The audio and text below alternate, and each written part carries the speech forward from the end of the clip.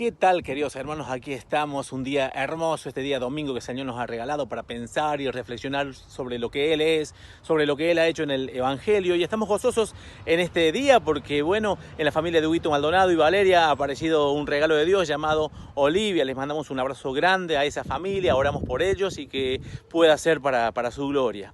Muy bien, ahora como iglesia vamos a cantar, vamos a alabar al Señor con la canción Mientras haya aliento en mí y luego la siguiente canción, No me soltarás.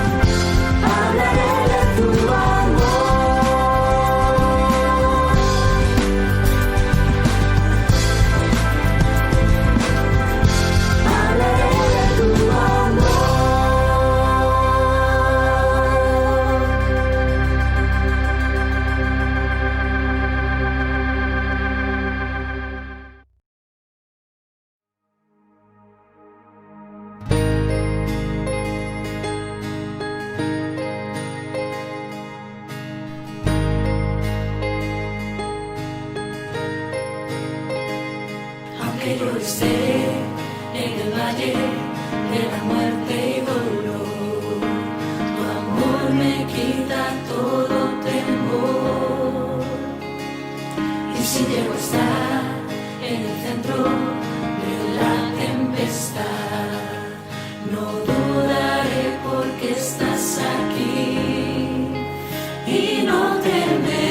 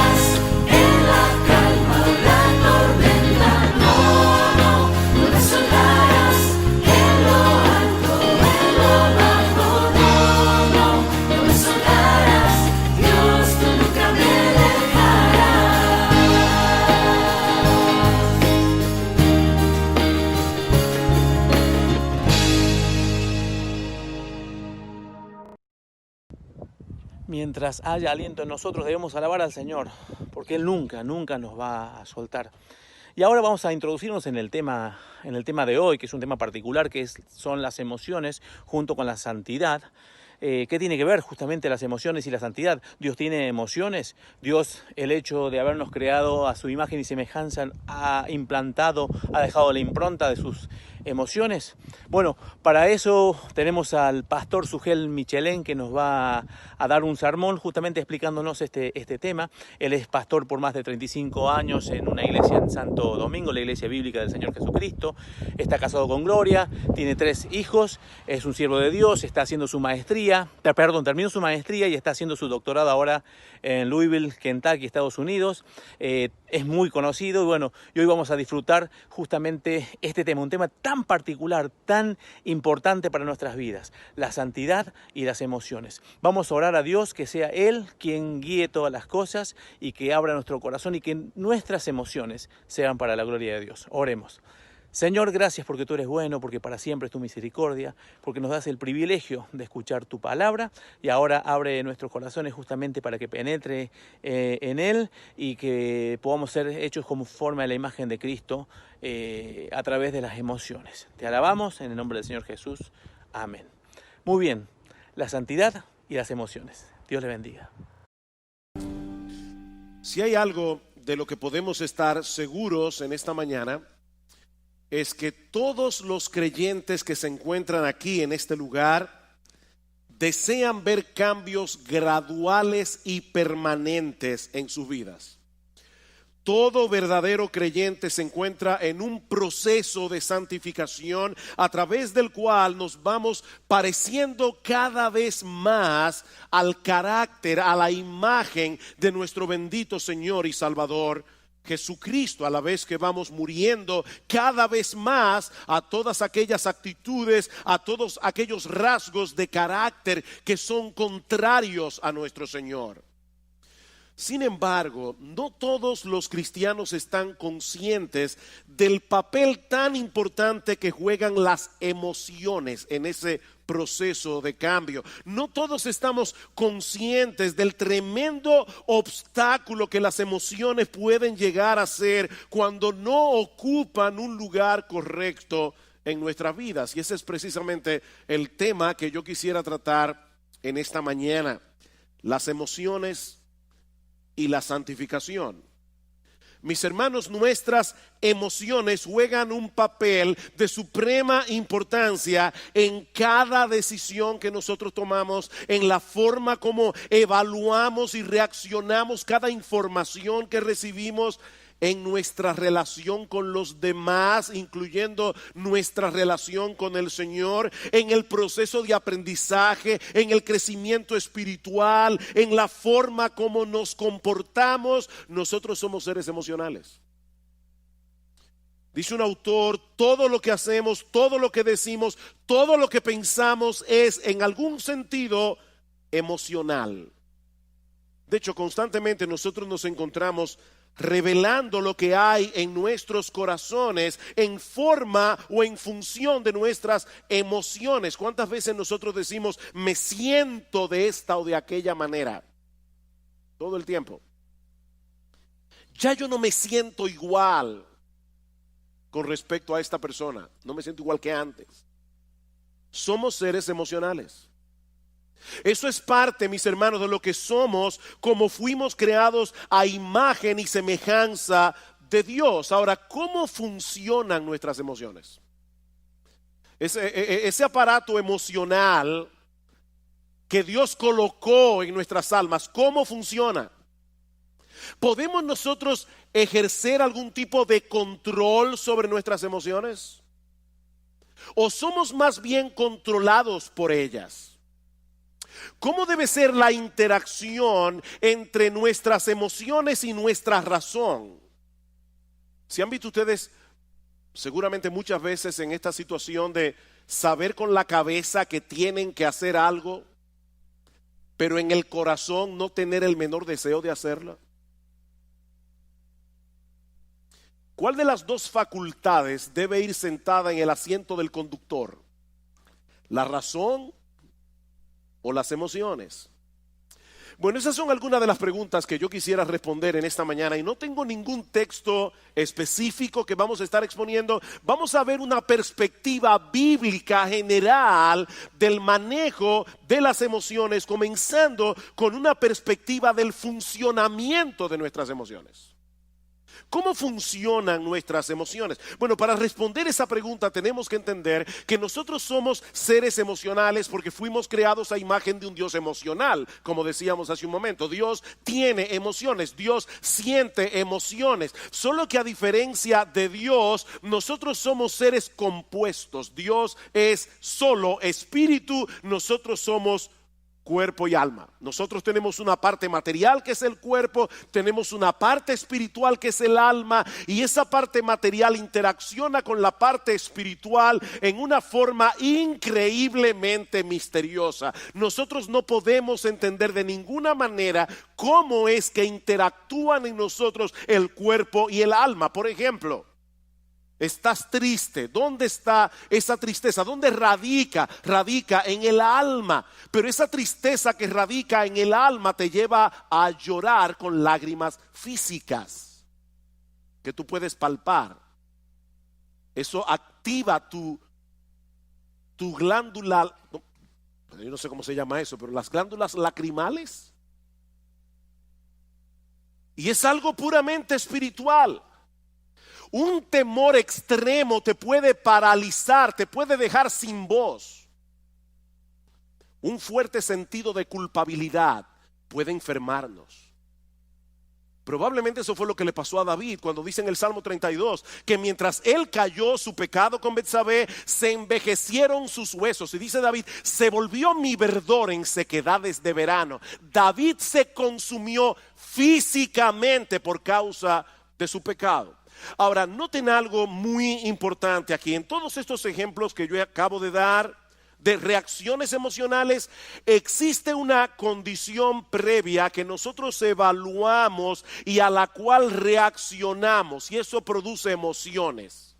En otras palabras, nuestras emociones tienen una estrecha relación con nuestra percepción o con nuestra evaluación de las cosas. Esa percepción puede ser real, puede no ser real, pero el hecho de que nosotros percibamos la realidad de cierta manera es lo que produce en nosotros una reacción emocional. Por ejemplo, el sufrimiento del Señor Jesucristo en el huerto de Getsemaní era real, causado por la perspectiva de un dolor real. El Señor sabía que unas horas más tarde Él iba a estar colgado de una cruz e iba a recibir sobre sí todo el peso de la ira de Dios por causa de nuestros pecados. ¿Qué produjo eso en el Señor? Mi alma está muy triste hasta la muerte, dijo Cristo. La perspectiva de ese dolor, que era real, produjo en el Señor una reacción emocional. Ahora, puede darse el caso de una persona que experimenta una agonía real en su corazón ante la perspectiva de un problema irreal. La Biblia dice: no os afanéis por el día de mañana. ¿Cuántas personas están esperando un problema que nunca llega, pero lo sufren como si fuera real? Aquí tenemos una agonía real producida por una cosa irreal. De manera que las emociones, mis amados hermanos, no se producen en nosotros porque sí.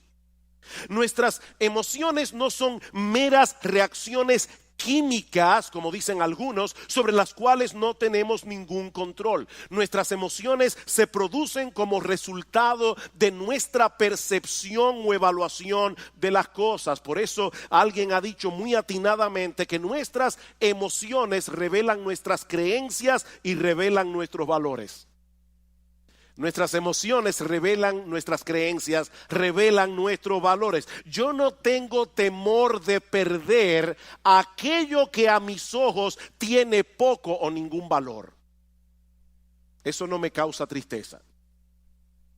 Así que aquello que te causa una profunda tristeza es lo que revela dónde están tus valores. ¿Qué es lo que tú colocas por encima de lo demás? Yo no me airo por lo que no me importa. Las emociones siempre tienen un objeto en la mira que a nuestros ojos posee algún valor. Brian Borgman dice, por ejemplo, pensar en la ira no produce ira. Vamos a suponer que usted está en la universidad, están dando una clase sobre la ira. Eso no produce ira. Pero pensar en el aborto sí lo produce. ¿Se dan cuenta? Pensar en la ira no produce ira. Pensar en la injusticia del aborto sí produce ira o debería producir ira.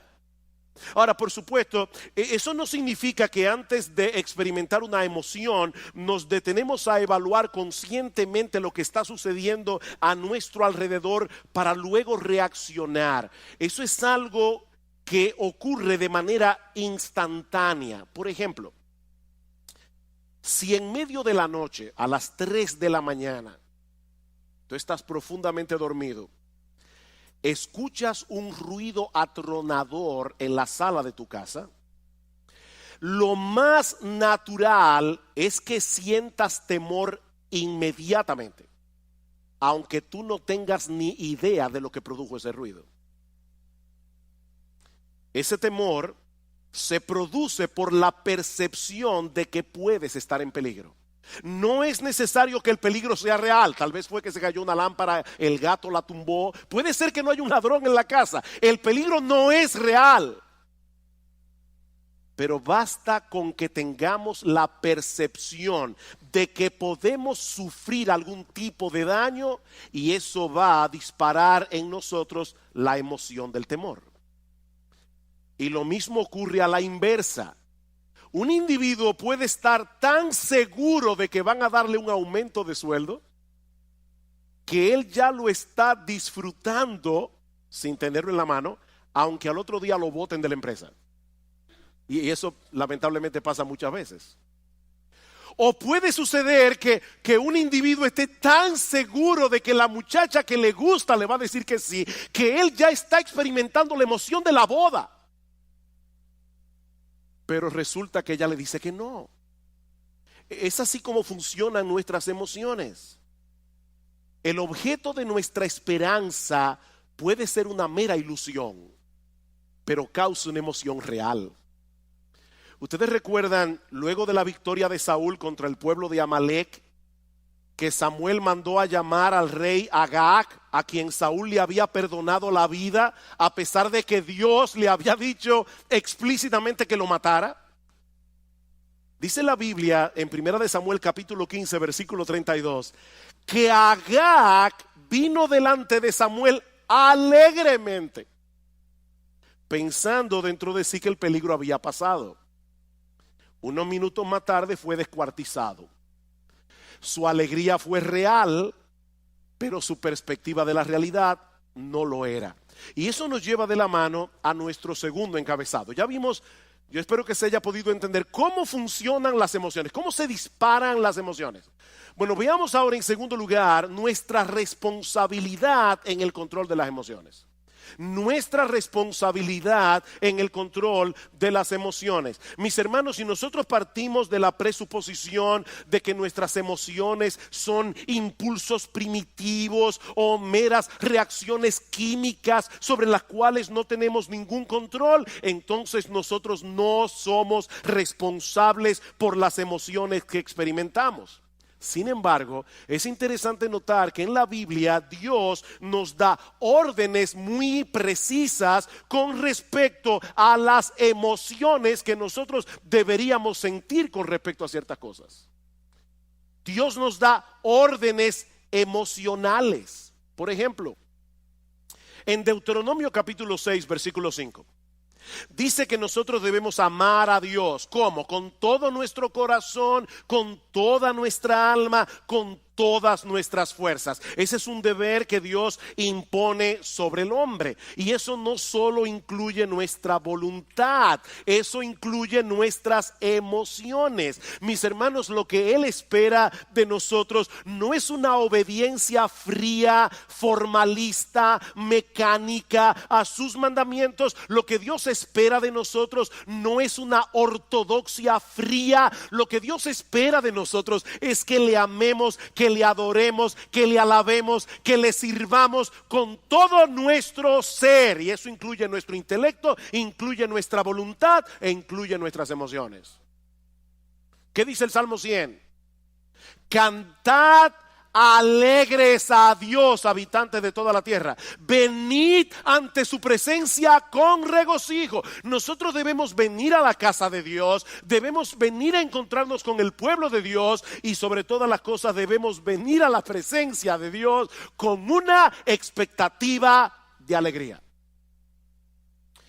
Ahora ya yo me imagino a algunos aquí pensando: pastor, pero es que yo no puedo darle una orden a mis emociones para sentir ciertas cosas o para dejar de sentir otras cosas. ¿Cómo yo hago eso? Y eso es verdad, en parte. Yo no puedo decirme a mí mismo, si estoy, ¿verdad?, frío, apático, y voy a la iglesia, vengo para la iglesia, yo no puedo decirme a mí mismo: voy a tener gozo, voy a tener gozo, voy a tener gozo. De paso, eso suele matar el gozo. Cuando tú te levantas por la mañana y dices: yo tengo que tener gozo, eso no te va a producir gozo. Ahora, ¿no tiene algo interesante en ese texto de Deuteronomio 6 que yo acabo de citar? Dice el Señor: amarás, ¿verdad? Amarás al Señor tu Dios con todo tu corazón, con toda tu alma, con toda tu mente.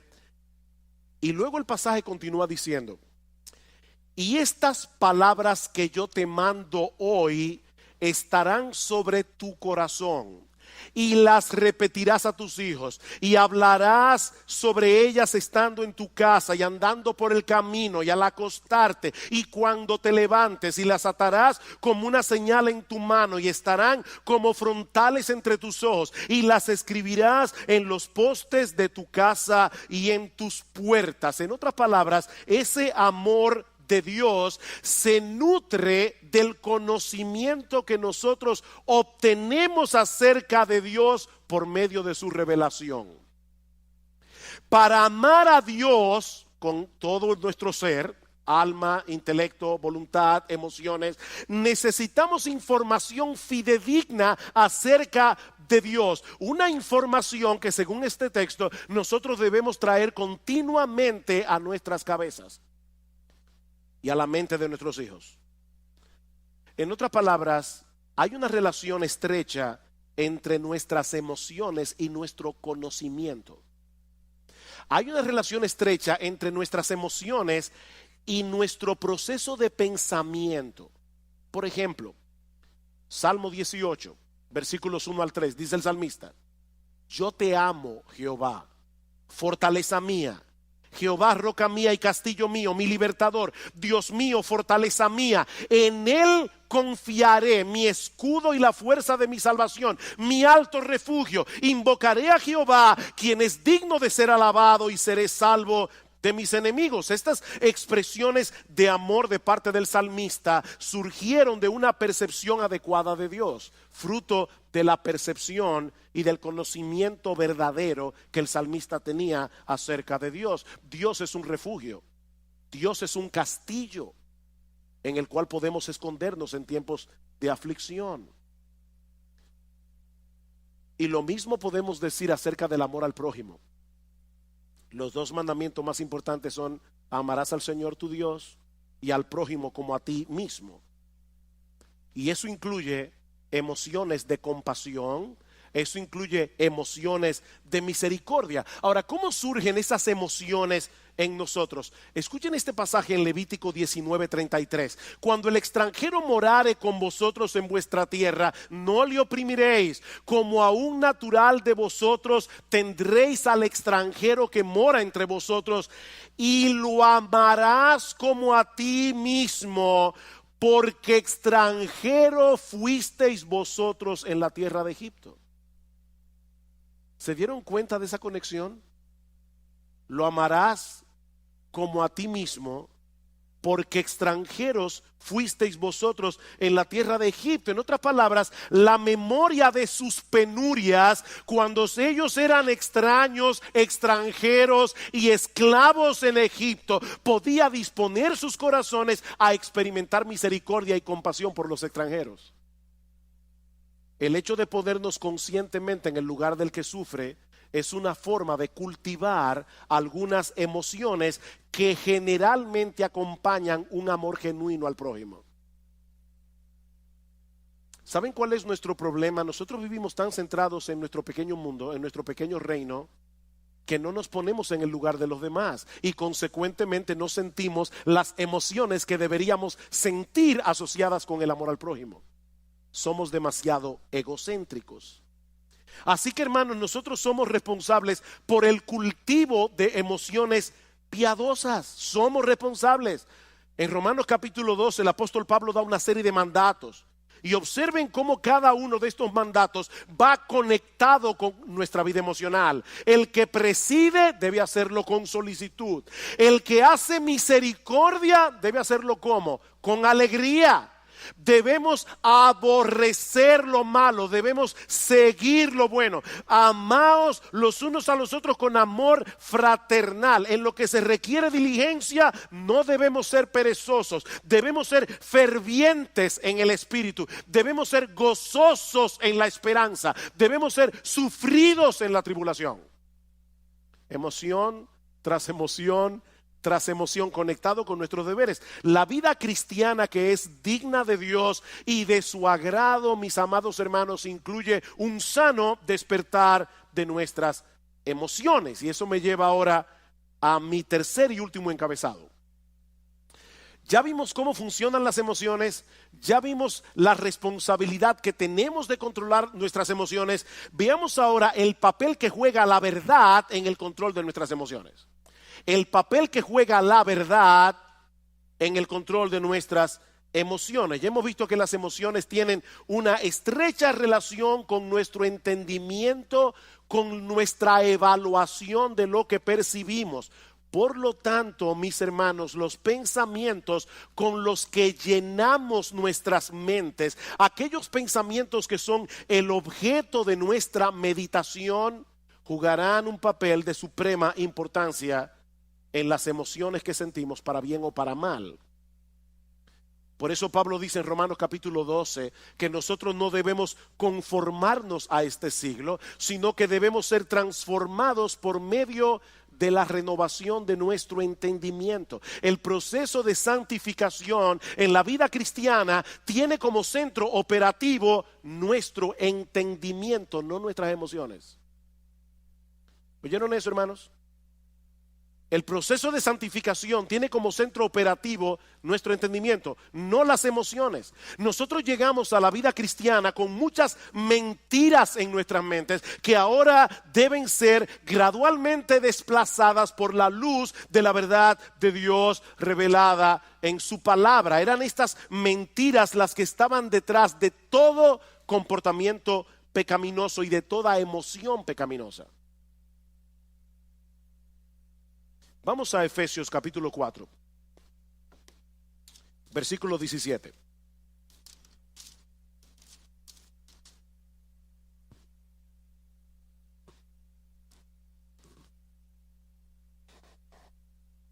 Dice Pablo, versículo 17, esto pues digo y requiero en el Señor, que ya no andéis como los otros gentiles que andan en la vanidad de su mente, teniendo el entendimiento entenebrecido, ajenos de la vida de Dios por la ignorancia que en ellos hay, por la dureza de su corazón. ¿Por qué los incrédulos viven como viven? Pablo dice, porque tienen una mente vana en lo que respecta a las cosas espirituales. Pueden ser personas sumamente inteligentes en todo lo demás, pero en lo que respecta a la vida de Dios son ignorantes. Ignoran la eternidad, ignoran la gloria de Dios, ignoran la majestad de Dios, ignoran la belleza de Dios. Y por esa razón van detrás de cosas vanas. Tim Chester dice, nosotros pecamos porque creemos la mentira de que estamos mejor sin Dios, de que sus reglas son opresivas, de que seremos libres sin Él, de que el pecado ofrece más que Dios. Es una forma equivocada de pensar que produce emociones equivocadas y un patrón de vida equivocado. Más adelante dice Chester, no mucha gente se ve a sí misma como alguien que cree mentiras. Pero cada vez que nosotros dejamos de confiar en la palabra de Dios, estamos creyendo en otra cosa, ¿no es así? Y esa otra cosa siempre es una mentira. La palabra de Dios es verdad. Todo lo que tú crees que es contrario a la palabra de Dios es una mentira. Y esa mentira va a producir en ti pecado. Y mis hermanos, esto es algo crucial. Recuerden que nuestras emociones dependen de nuestra percepción de la realidad.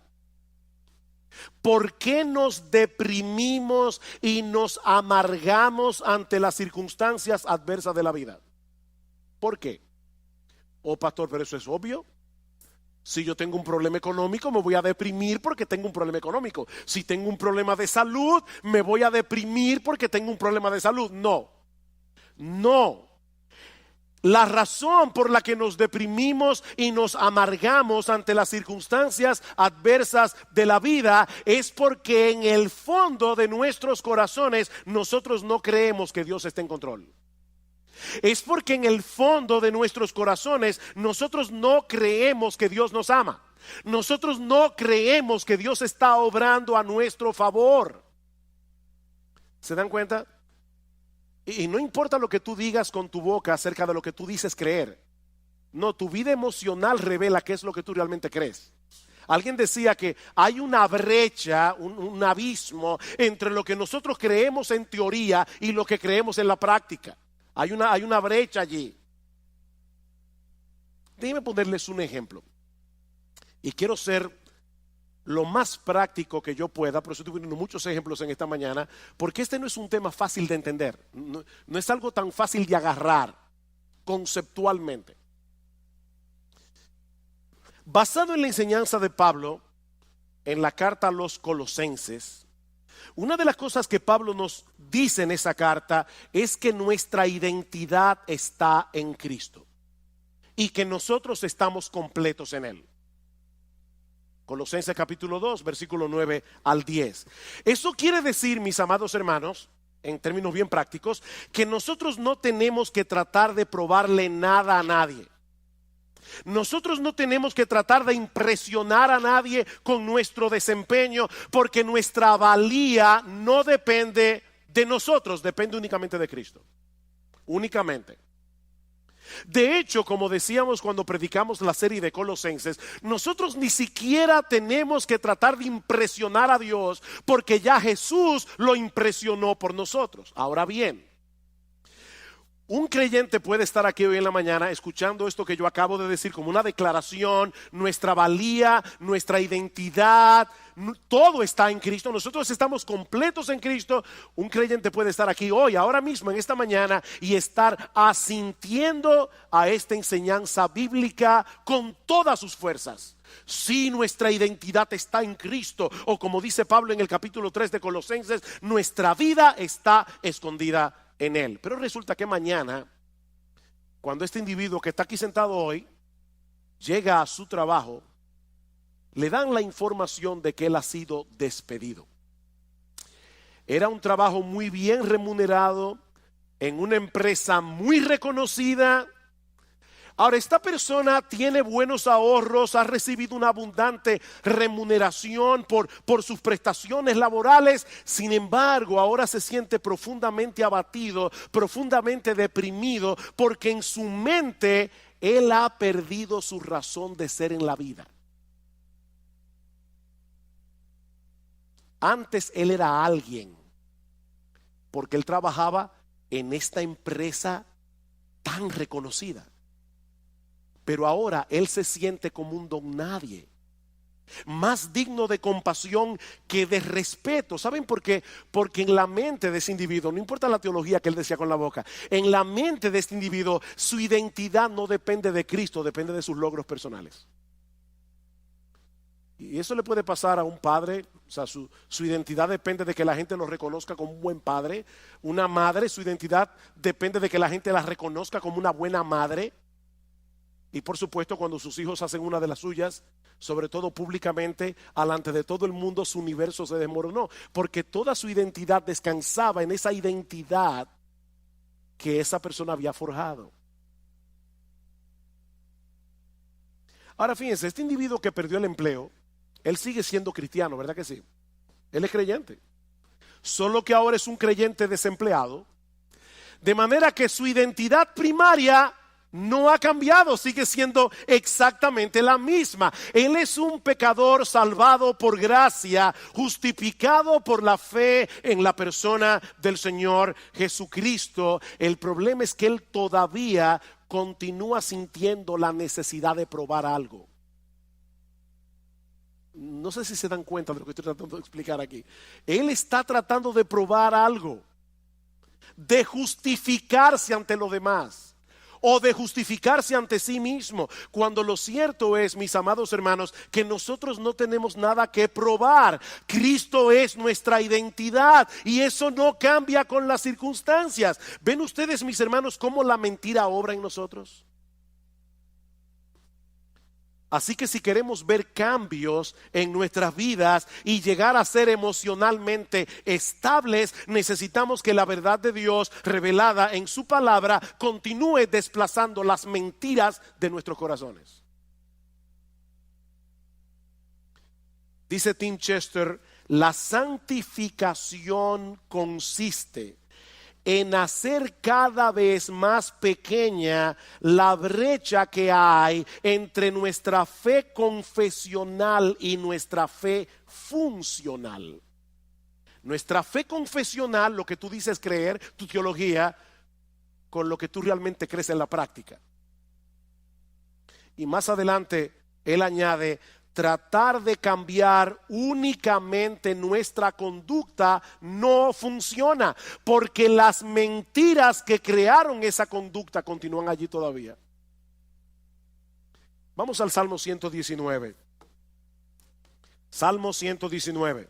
Ustedes conocen que este salmo tiene como tema central la palabra de Dios. Esto es un poema de amor a la palabra de Dios. ¿Qué dice el salmista en el Salmo 119? Versículo 25. Abatida hasta el polvo está mi alma. Vivifícame según tu palabra. ¿Qué puede sacarte de ese abatimiento? La verdad de la palabra de Dios. Versículo 28. Se deshace mi alma en ansiedad.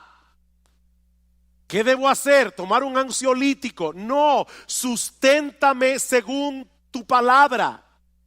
Versículo 49. Acuérdate de la palabra dada a tu siervo, en la cual me has hecho esperar. Ella es mi consuelo en mi aflicción, porque tu dicho, lo que tú dices, Señor, que es la verdad verdadera, es lo que me ha vivificado. Versículo 92. Si tu ley no hubiese sido mi delicia, ya en mi aflicción hubiera perecido. Nunca jamás me olvidaré de tus mandamientos, porque con ellos me has vivificado, con la palabra de Dios. Versículo 111. Por heredad he tomado tus testimonios para siempre, porque son el gozo de mi corazón. Mis hermanos, ¿qué es lo que el salmista está diciendo aquí? Que es la verdad de Dios revelada en su palabra la que nos hace libres. Es la verdad de Dios revelada en su palabra la que nos consuela. Es la verdad de Dios revelada en su palabra la que levanta nuestra alma abatida. Es la verdad de Dios revelada en su palabra. Es el evangelio, mis hermanos, lo que nos hace libres. Es la verdad revelada en la palabra de Dios la que debe ir sentada en el asiento del conductor de nuestras vidas, no las emociones.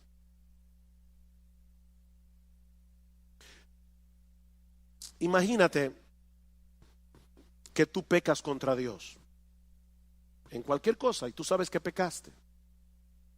El Espíritu Santo te redarguye de pecado. Tú le pides perdón a Dios. Déjame hacerte una pregunta que quiero que respondas allí donde estás en tu corazón. ¿Cuántas veces tú has pecado contra Dios, le has pedido perdón por tus pecados y sigues sintiéndote culpable? ¿Cuántas veces? ¿Cuántas veces tú pecas contra Dios, pides perdón y todavía hay una voz dentro de ti que te dice, qué fácil. Después que hiciste lo que te dio la gana, ahora tú quieres venir delante de Dios para que te perdone. Aquí las emociones nos están traicionando.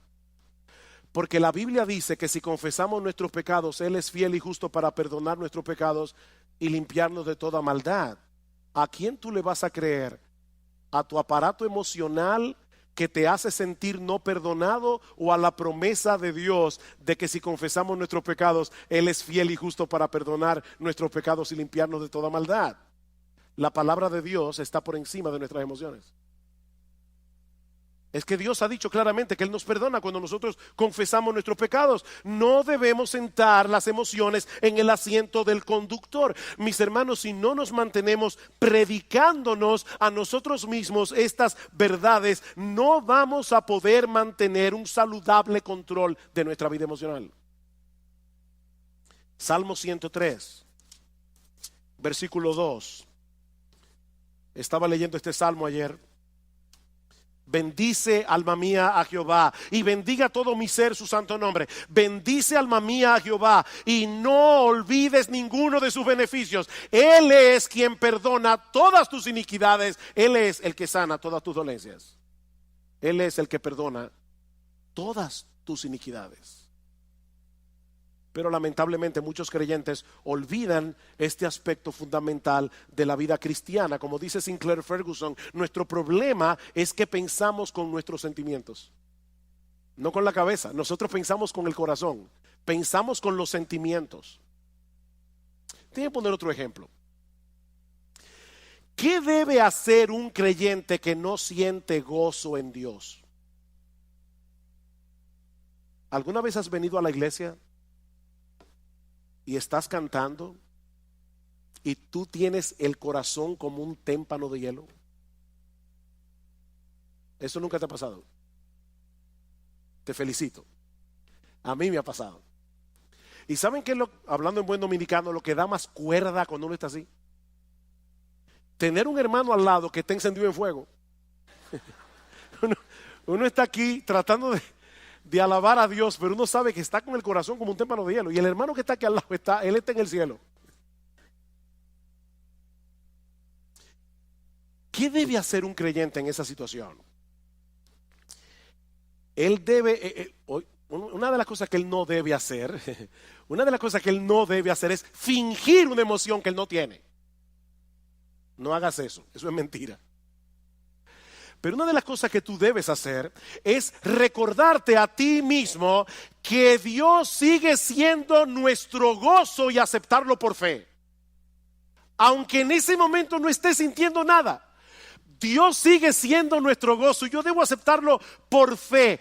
Tu gozo no va a retornar pensando en el gozo o deseando el gozo, sino enfocándote en las verdades acerca de Dios reveladas en su palabra. Es mirando a Dios, no al gozo. No persigas al gozo, persigue a Dios. ¿Cómo yo persigo a Dios? Enfocando mi mente en lo que Él me ha dicho que Él es en su palabra. Y yo voy a comenzar a recordar atributo tras atributo tras atributo de lo que Dios revela de sí mismo en su palabra hasta que mi corazón comience a arder otra vez. Y puede ser que eso no pase inmediatamente. Eso puede tomar horas, eso puede tomar días, pero nosotros vamos a estar luchando con el ángel hasta que Él nos bendiga. ¿Te sientes temeroso porque tú no tienes el control de muchas cosas que pueden ser una amenaza eventual en tu vida? Recuerda que nuestro Dios es grande y todopoderoso. Todas las cosas que existen fueron creadas por Él y Él está en control de todas y cada una de ellas. Dice en Mateo capítulo 10 versículo 29 al 31 que no se cae un pajarito del cielo sin que la voluntad de Dios así lo permita. ¿Saben lo que ocurre cuando no confiamos en el control soberano de Dios? Que entonces nosotros trataremos de asumir ese control en una forma pecaminosa. ya sea tratando de dominar por la fuerza a los demás o de manipularlos. La manipulación no es más que un intento de tomarle a Dios el control. Yo quiero controlar a las personas a mi alrededor. Otro ejemplo. ¿Te has dado cuenta que muchos de los pecados que nosotros cometemos tienen que ver con nuestro afán de obtener la aprobación de otros o por temor a que otros te rechacen? ¿Tú te has dado cuenta de ese movimiento de tu corazón? La Biblia le llama a eso temor a los hombres. Y en Proverbios capítulo 29, versículo 25, dice que el temor a los hombres es como un lazo que nos esclaviza. Ese es un problema muy común que se manifiesta de muchas maneras. Por ejemplo, susceptibilidad a la presión de grupo. Necesitar que las personas me den algo, cariño, respeto, admiración, preocupación por nuestra autoestima, llenarte de compromisos porque no sabes decir que no. Eso es temor a los hombres. Pequeñas mentiras para lucir bien delante de los otros. Compararte con otras personas. Sentir temor de compartir el evangelio. Eso es temor a los hombres. ¿Cómo podemos lidiar adecuadamente con el temor a los hombres? Bueno, la psicología humanista nos aconseja aumentar nuestra autoestima y lamentablemente muchos creyentes han caído en esa trampa. Pero eso no resuelve el problema, sino que lo complica. Porque en realidad la baja autoestima no es otra cosa que una elevada autoestima disfrazada. ¿Tú oíste eso? La baja autoestima es una elevada autoestima disfrazada. Déjeme explicar eso porque sé que veo la cara de algunos mirándome así como con una cara de signo de interrogación. Una persona puede ser muy tímida, le da temor abrir la boca y algunos dicen es que el pobre tiene una baja autoestima. No. La razón por la que él o ella es tímido es porque se estima tanto que él tiene miedo de abrir la boca y confirmar ante los demás que es un tonto. Es mejor callarse y dejar que las personas sospechen que tú eres un tonto, abrir la boca y confirmar que lo eres. Entonces la razón por la que mucha gente es tímida es porque no quiere descubrirse delante de los demás porque se estima demasiado a sí misma. Si no se estimara tanto, no tuviera temor de los demás. En el fondo, nuestro problema con todas esas cosas que yo he mencionado es que estamos creyendo que no tenemos el estatus que creemos merecer. Alguien dice, nosotros elevamos deseos que a menudo son buenos en sí mismos, el deseo de ser amado, el deseo de afirmación, el deseo de respeto. Elevamos eso al nivel de necesidades sin las cuales pensamos que no podemos tener una vida equilibrada. Hablamos de necesitar la aprobación y la aceptación de otros cuando nuestra verdadera necesidad es glorificar a Dios y amar a las personas. Esa es tu verdadera necesidad, glorificar a Dios, no que la gente viva para ti. ¿Cuál es el remedio para el temor a los hombres? El temor a Dios. El temor a Dios. Él es grande, Él es glorioso, Él es digno de admiración, Él es digno de temor reverente, Él es digno de adoración. Medita a menudo en su gloria, su grandeza, su justicia, su santidad, su amor, su poder, su esplendor, su belleza, su gracia, su misericordia, su compasión. Y tú vas a ver cómo el temor a los hombres comienza a desvanecerse en tu corazón. Salmo 27. Salmo 27, versículo 1. Jehová es mi luz y mi salvación. ¿De quién temeré? Jehová es mi luz y mi salvación. ¿De quién temeré? Jehová es la fortaleza de mi vida. ¿De quién he de atemorizarme? Cuando se juntaron contra mí los malignos, mis angustiadores y mis enemigos para comer mis carnes, ellos cayeron y tropezaron. Aunque un ejército acampe contra mí, no temerá mi corazón. Aunque contra mí se levante guerra, yo estaré confiado. ¿Por qué? Porque Jehová es mi luz y mi salvación. Imagínate ese Dios al lado de la persona a la que tú le temes. Y lo vas a ver como una pulga. ¿Te sientes atraído por las cosas de este mundo? Y se te está haciendo difícil decir que no a esas cosas porque te prometen emociones como deleites, placer, alegría. Una vez más, mis amados hermanos, la respuesta de la Biblia no es escoger entre un santo aburrimiento y un pecado entretenido. No. La Biblia nos invita más bien a buscar ese deleite, ese placer, esa alegría en el único lugar donde realmente puede ser hallado, en Dios mismo. En Dios mismo. ¿Recuerdan ustedes lo que Cristo le dijo a la mujer samaritana? El que bebiere de esta agua volverá a tener sed, mas el que bebiere del agua que yo le daré no tendrá sed jamás, sino que será en él una fuente de agua que salte para vida eterna. ¿Qué es esa fuente de agua? ¿Saben qué es esa fuente de agua? Dios mismo. Es el Espíritu Santo morando en nuestro interior. ¿Y cómo lo sabemos? Porque más adelante en Juan capítulo 7, versículo 37 al 38, escuchen lo que dice el Señor Jesucristo. En el último y gran día de la fiesta, Jesús se puso en pie y alzó la voz diciendo: si alguno tiene sed, venga a mí y beba. El que cree en mí, como dice la Escritura, de su interior correrán ríos de agua viva. ¿Qué le dijo a la samaritana? El que bebiere de esta agua volverá a tener sed. El que bebiera del agua que yo le daré no tendrá sed jamás, sino que será en él una fuente de agua que salte para vida eterna. ¿Cuál es esa fuente de agua? Versículo 39. Esto dijo del Espíritu que habrían de recibir los que creyesen en él. Es Dios por su Espíritu morando en nuestro corazón. Es una fuente de agua que salta para vida eterna. Los deleites de este mundo no perduran. Nosotros fuimos creados para disfrutar de un deleite más profundo y perdurable, el deleite de conocer a Dios y de tener comunión con Él.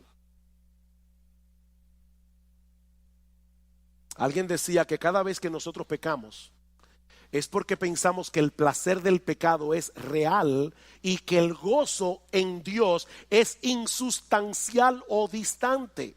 Pero lo cierto es, oigan esto, hermano, porque es importante, es exactamente al revés. Cada gozo que experimentamos en esta vida es una sombra de la fuente de todo gozo, que es Dios mismo. Cada gozo que tú experimentas es una sombra del verdadero gozo que se encuentra en Dios. Y mis hermanos, yo podría continuar en esta mañana multiplicando los ejemplos, pero el tiempo se ha ido. Todos llegarían al mismo punto. Dios nos creó a su imagen y semejanza. Eso incluye nuestra facultad de experimentar emociones. Nuestra vida emocional fue diseñada originalmente para girar en torno a la persona de Dios y nadie más. Podemos disfrutar de un montón de cosas creadas por Él para nuestro deleite, pero si sustituimos a Dios por esas cosas, ya hemos caído en el pecado de la idolatría. Y la idolatría es blasfema, es dañina y es destructiva.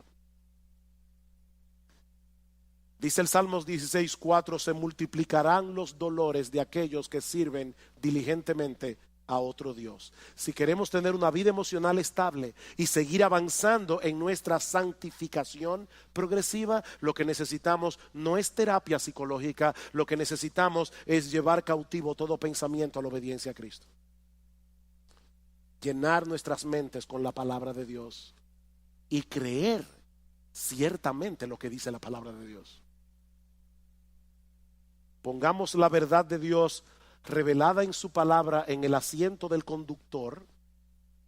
Sentemos las emociones en el asiento del pasajero y sigamos corriendo nuestra carrera con paciencia, con los ojos puestos en Jesús, buscando en Él y solo en Él lo que solo Él puede dar.